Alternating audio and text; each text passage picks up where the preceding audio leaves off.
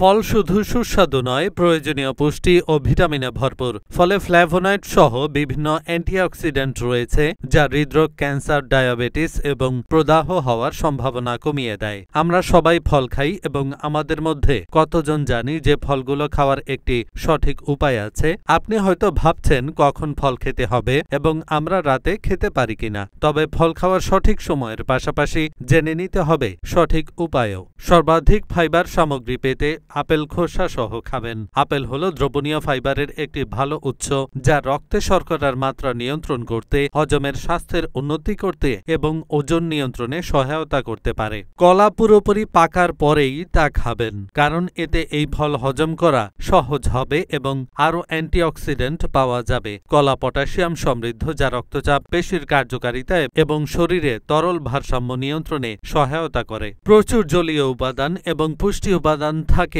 তরমুজে। সঠিকভাবে উপকৃত হতে তাজা এবং পাকা তরমুজ খান। তরমুজ লাইকোপেন সমৃদ্ধ। এটি একটি শক্তিশালী অ্যান্টিঅক্সিডেন্ট যা কিছু ক্যান্সারের ঝুঁকি কমাতে এবং হৃদরোগের বিরুদ্ধে রক্ষা করতে সাহায্য করতে পারে।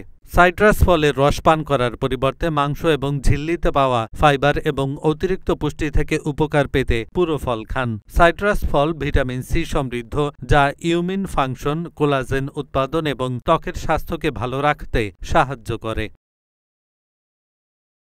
এহসানুল হক, ঢাকা পোস্ট।